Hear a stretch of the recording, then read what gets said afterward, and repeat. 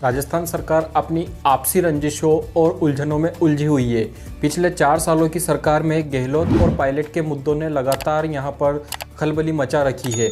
लेकिन वहीं बात करें बीजेपी की, तो बीजेपी के नेता भी और बीजेपी के अंदर भी पिछले 4 सालों से विपक्ष गायब रहा पूरी तरीके से, क्योंकि कोई भी नेता ऐसा बड़ा नहीं निकला पिछले 4 सालों में जो जनता की आवाज़ को सरकार तक पहुंचा सके। बीजेपी के हालात भी वही हैं जो कि कांग्रेस के हैं, लेकिन बीजेपी के अंदर अभी भी नेता इस बात को लेकर खामोश हैं कि सीएम फेस किसको बनाया जाएगा, किसके सर पर ताज रखा जाएगा और किसके चेहरे पर चुनाव लड़ा जाएगा। तो बीजेपी नेता यहाँ पर इंतजार कर रहे हैं, जिस वजह से अभी तक कोई आपसी रंजिशें उनकी खुलकर सामने नहीं आई है और कांग्रेस की खुलकर सामने आ चुकी है। लेकिन वहीं बात करें बीजेपी के नेताओं की, तो बीजेपी ने और बीजेपी के जो विपक्षी नेता हैं, मतलब राजस्थान सरकार के अंदर जो कि विपक्ष की भूमिका निभा रहे हैं, उन्होंने अभी तक अपने आप को यहाँ पर विपक्ष के रूप में नहीं डाल पाए हैं। उन्होंने यहाँ पर छोटे मोटे धरने प्रदर्शन और इनके अलावा कोई बड़ी यहाँ पर सरकार की आलोचना नहीं की है। समय समय पर प्रदेशाध्यक्ष सतीश पूनिया के द्वारा सरकार को घेरा गया, लेकिन यहाँ पर एक आवाज़ जनता की वो सरकार तक नहीं पहुंचा पाए, वो असफल रहे। लेकिन अब चुनावी साल है और 2023 के विधानसभा चुनाव के लिए सरकार की तैयारियों और सरकार के साथ साथ विपक्ष की तैयारियां भी जोरों पर है।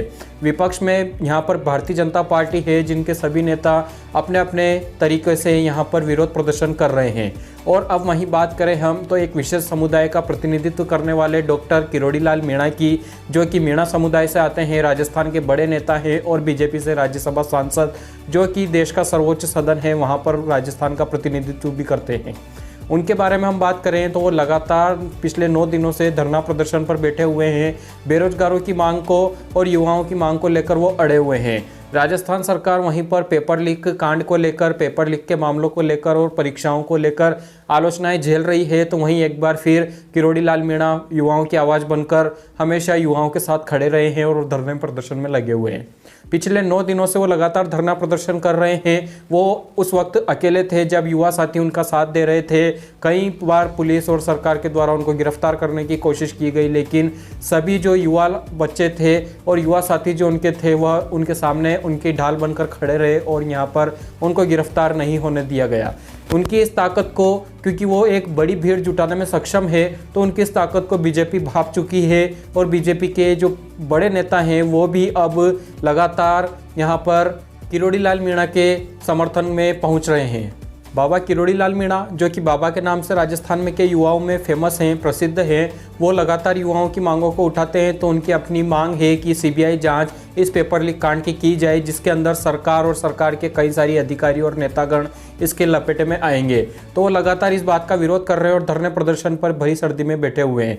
और वहीं पर हम बात करें भारतीय जनता पार्टी के नेताओं की, तो जैसे ही लगातार 9 दिन तक एक भारी भीड़ के बीच में वो धरना प्रदर्शन कर रहे हैं, सरकार को घेर रहे हैं, तो उनकी शक्ति को भांप कर, उनकी युवाओं की ताकत को भांप कर अब बीजेपी के नेता भी उनका रुख कर रहे हैं। सबसे पहले उप नेता प्रतिपक्ष डॉक्टर राजेंद्र राठौड़, जो कि वहाँ पर पहुँचे थे, उन्होंने भी यहाँ पर उनको समर्थन दिया। उसके बाद में पूर्व सीएम, पूर्व मुख्यमंत्री वसुंधरा राजे सिंधिया उनको समर्थन देने के लिए पहुंची। और अब प्रदेश के प्रदेशाध्यक्ष सतीश पूनिया, जबकि सत्ताधारी पार्टी के विधायक यहाँ पर हरीश मीणा उनको समर्थन देने पहुंच चुके थे, तो उसके बाद में बीजेपी के प्रदेशाध्यक्ष सतीश पूनिया भी उन्हें समर्थन देने के लिए वहाँ पर पहुँचे और वहाँ से ऐलान किया गया है कि बीजेपी एकजुट है और बीजेपी लगातार इस बात का विरोध करती है, सरकार का विरोध करती है और बाबा के समर्थन में हमेशा बीजेपी खड़ी है।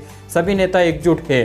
तो कहीं ना कहीं बाबा किरोड़ी लाल मीणा ने यहाँ पर बीजेपी नेताओं को और बीजेपी पार्टी को, आला कमान को साफ संदेश दिया है कि कहीं ना कहीं वो बीजेपी को एकजुट करने, बड़ी भीड़ जुटाने और यहाँ पर युवाओं को साथ लेने और सरकार को घेरने का काम वो कर रहे हैं। तो कहीं ना कहीं एक बार यह माना जा सकता है कि बीजेपी और बीजेपी के नेता अब उनके नक्शे कदमों पर चल रहे हैं।